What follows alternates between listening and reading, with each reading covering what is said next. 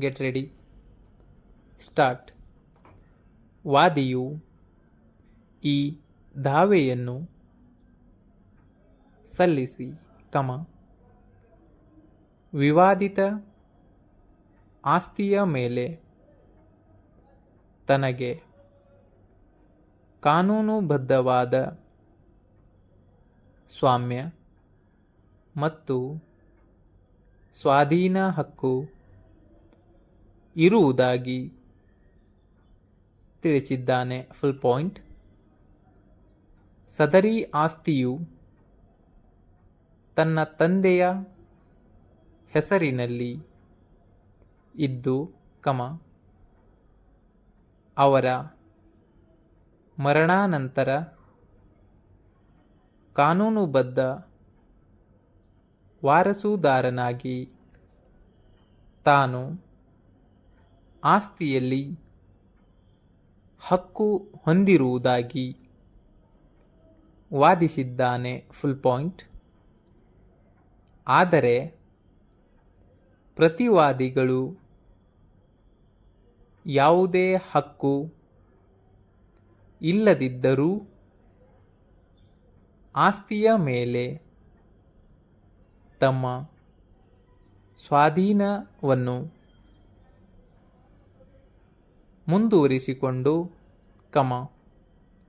ವಾದಿಗೆ ಆಸ್ತಿಯನ್ನು ಉಪಯೋಗಿಸಲು ಅಡ್ಡಿಪಡಿಸುತ್ತಿದ್ದಾರೆ ಎಂದು ಆರೋಪಿಸಲಾಗಿದೆ. Full stop.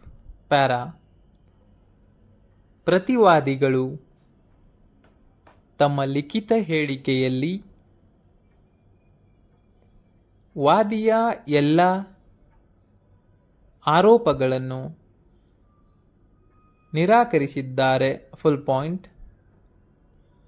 ವಿವಾದಿತ ಆಸ್ತಿಯು ವಾದಿಯ ತಂದೆಯ ವೈಯಕ್ತಿಕ ಆಸ್ತಿಯಾಗಿರಲಿಲ್ಲ ಮತ್ತು ವಾದಿಯು ಆಸ್ತಿಯ ಮೇಲೆ ಯಾವುದೇ ಪ್ರತ್ಯೇಕ ಹಕ್ಕನ್ನು ಹೊಂದಿಲ್ಲ ಎಂದು ಅವರು ಪ್ರತಿಪಾದಿಸಿದ್ದಾರೆ. Full point. ಅಲ್ಲದೆ, ಹಲವು ವರ್ಷಗಳಿಂದ ತಾವೇ ಆಸ್ತಿಯನ್ನು ನಿರಂತರವಾಗಿ ಬಳಸಿಕೊಂಡು, ಅದರ ಮೇಲೆ ಸ್ವಾಧೀನ ಹೊಂದಿರುವುದಾಗಿ ತಿಳಿಸಿದ್ದಾರೆ. Full point. ಆದ್ದರಿಂದ ವಾದಿಯು ಕೇಳಿರುವ ಪರಿಹಾರವನ್ನು ನೀಡಲು ಯಾವುದೇ ಕಾನೂನುಬದ್ಧ ಆಧಾರವಿಲ್ಲ ಎಂದು ಪ್ರತಿವಾದಿಗಳ ಪರವಾಗಿ ವಾದಿಸಲಾಗಿದೆ. Full point. ಪ್ಯಾರಾ.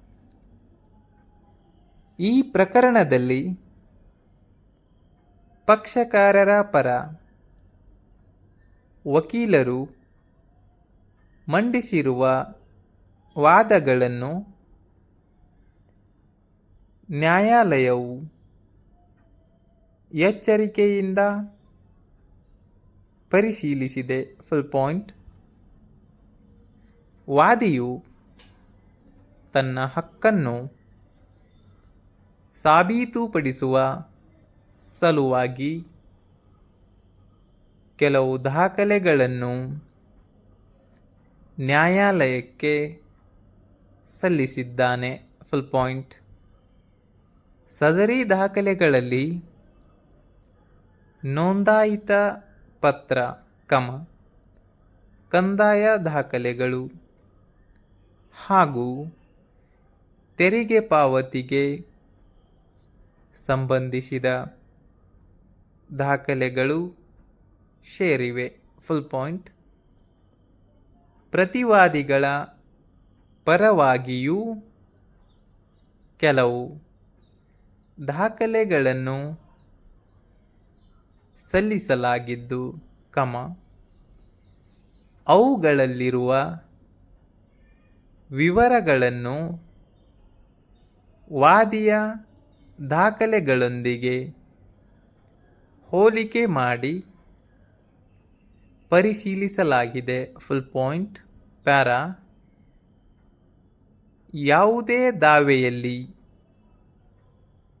ಪರಿಹಾರವನ್ನು ಪಡೆಯಲು,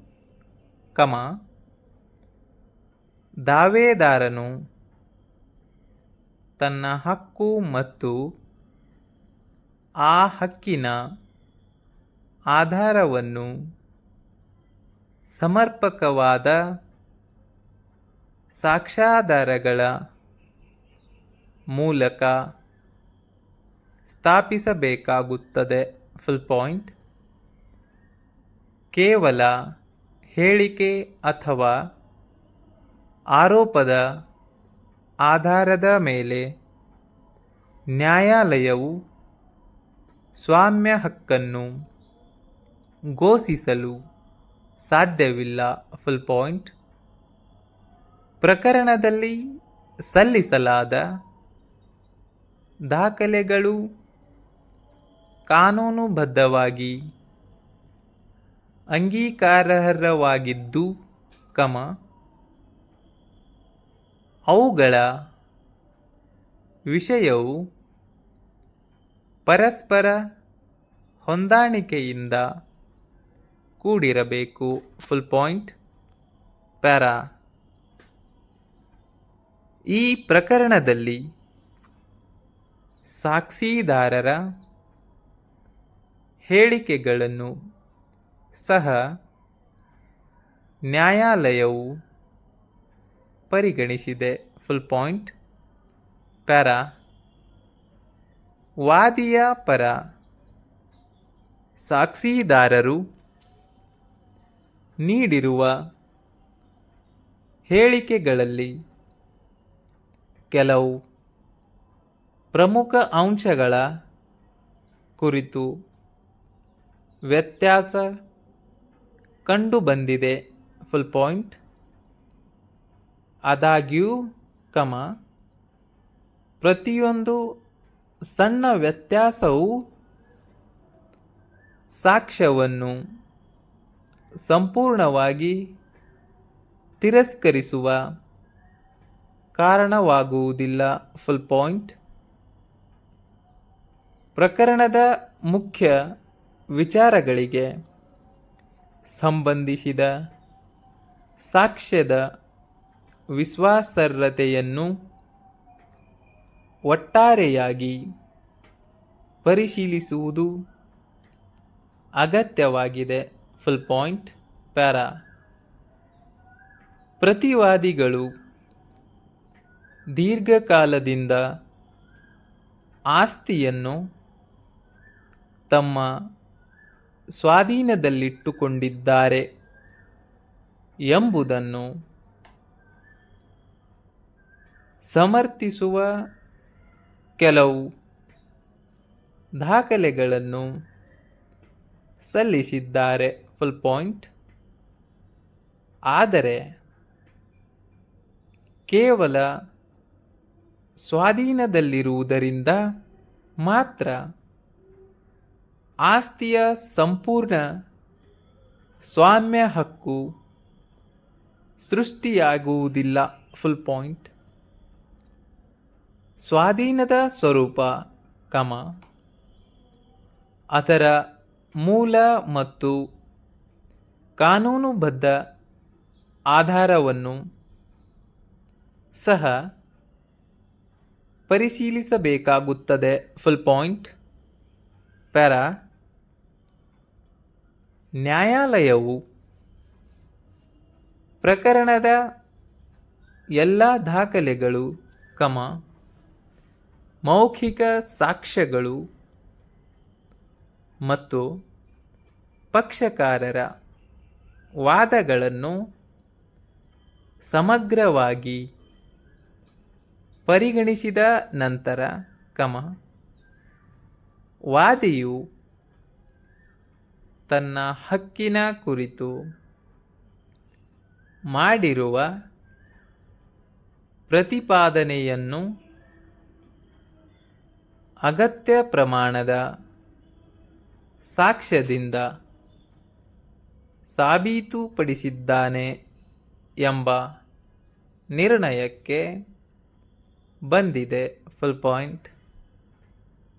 ಪ್ರತಿವಾದಿಗಳು ಸಲ್ಲಿಸಿರುವ ದಾಖಲೆಗಳು ವಾದಿಯ ಹಕ್ಕನ್ನು ಸಂಪೂರ್ಣವಾಗಿ ನಿರಾಕರಿಸುವಷ್ಟು ಬಲವಾದ ಸಾಕ್ಷ್ಯವನ್ನು ಒದಗಿಸುವುದಿಲ್ಲ. Full point. ಪ್ಯಾರಾ.